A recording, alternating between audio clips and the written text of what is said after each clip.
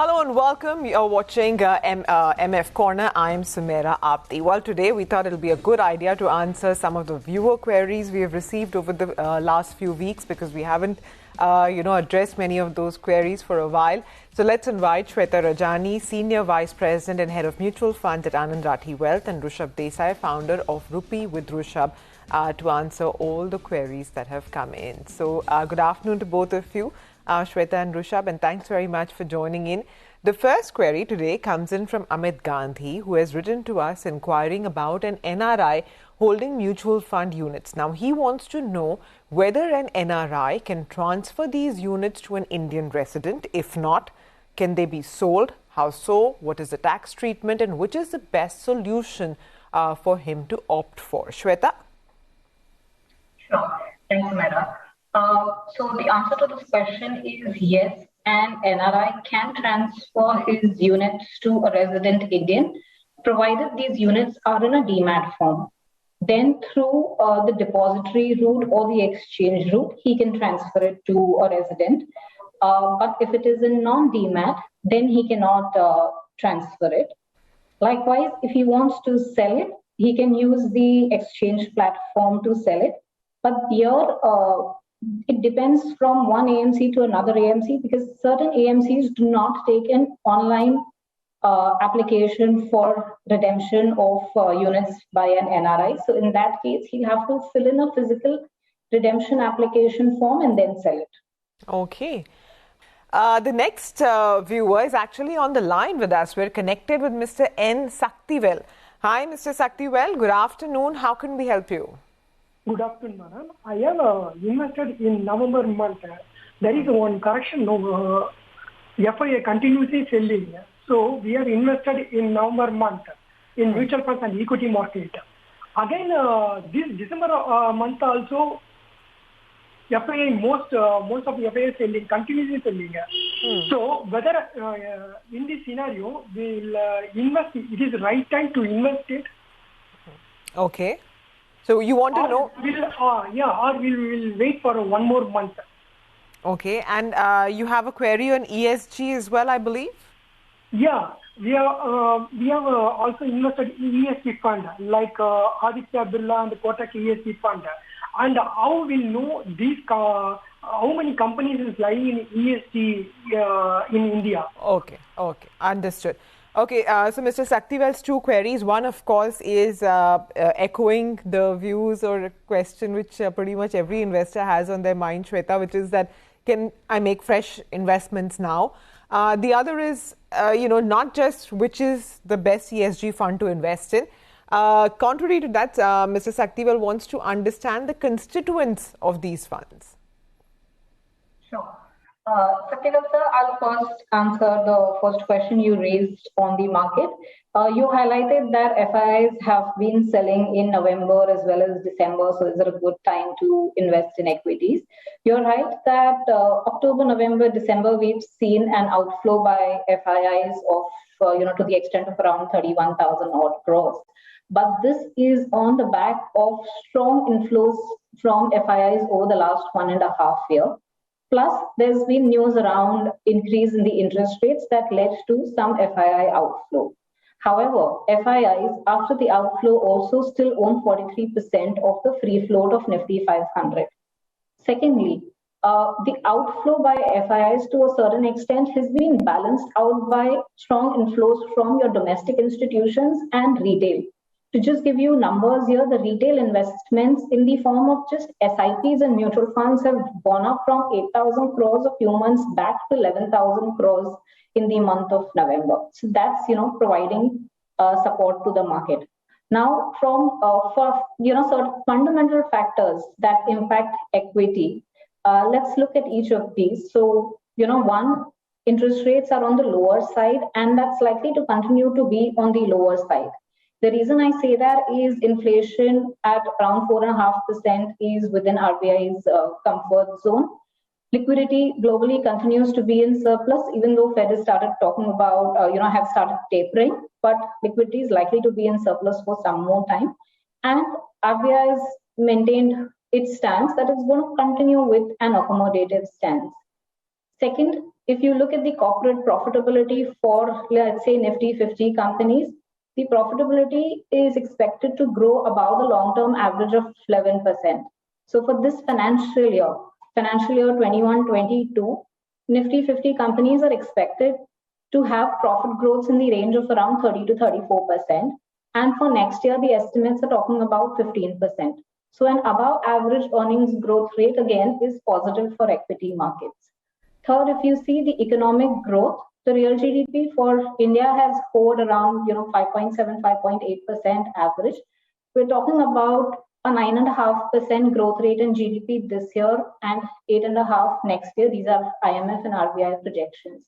So it looks like India is getting back into the growth phase. Lastly, from a valuation standpoint, if you see, we've seen an 8.5%, 9% correction from the peak levels of 18,500. And with that correction from a forward PE standpoint today, markets seem to be in a fair value zone.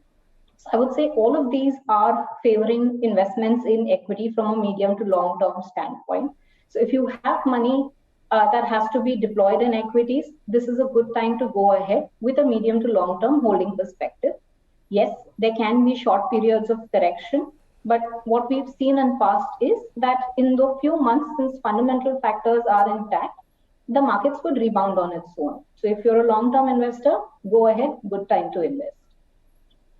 On your second question on ESG, let me explain what the concept of ESG is. Basically, ESG is investing in those companies which stand good on their score of environmental, social, and corporate governance factors. When I talk about environmental, they look at companies which score well in terms of waste management, use of organic material, what's the extent of hazardous materials that they are using. When it comes to social factors, they look at working conditions, they look at safety of employees. These are certain factors that are considered. And from a corporate governance standpoint, they look at policies of the companies in terms of whistleblower policies, corruption, anti-corruption policies, and each of the factors are given a score. You asked how many companies are there that feature in this. So what NSE has done is NSE has come up with an ESG index. Out of the top 100 companies, there are 88 companies which actually score good on these ESG factors, and that constitutes a part of this index. The top companies there are Infosys, TCS, HDFC, Tech Mahindra, and Titan. Okay. So that's how the ESG funds are constituted, and that's how basically the concept of ESG. So we have another query also coming in on planning for retirement. So while Santu has been planning much ahead of time as well, that the amount of investment that he's making is quite big. I mean 70% of salary.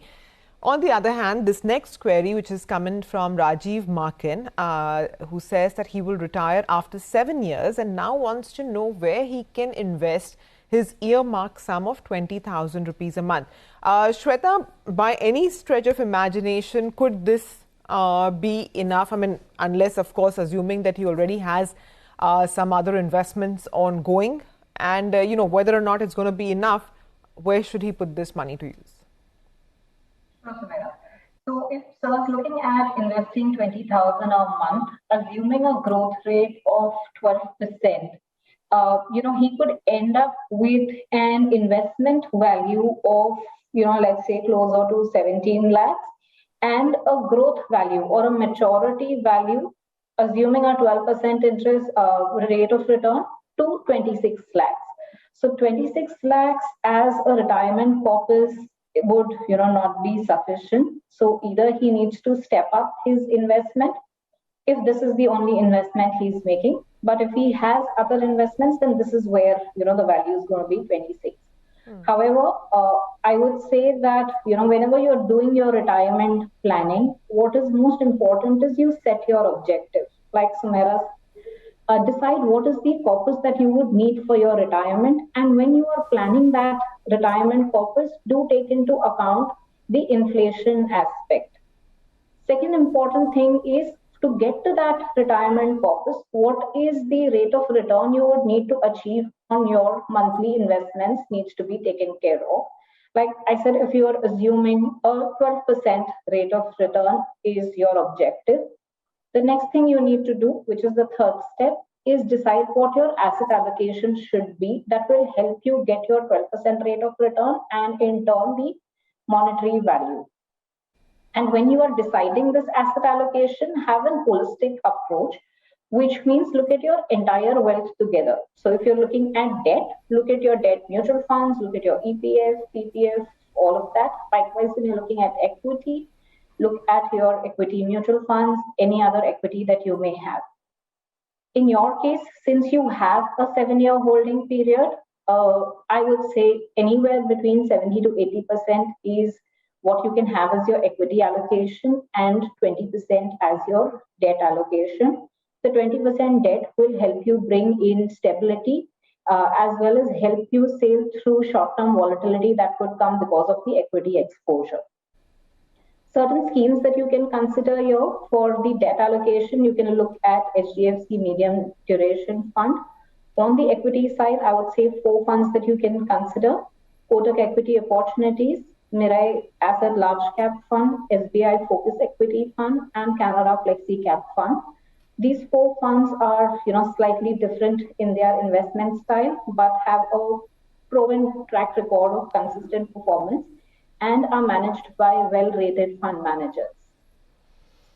All right, Shweta, Rishabh, thanks very much, guys, for joining in and for advising our viewers. I wish we could have taken up a lot more queries, but perhaps we'll, make this segment a lot more regular going ahead. But thanks very much for now. I hope those who had queries have benefited from this. So with that, we'll wind up on MF Corner, but do stay tuned. The team of Closing Bell takes you through all the market action next.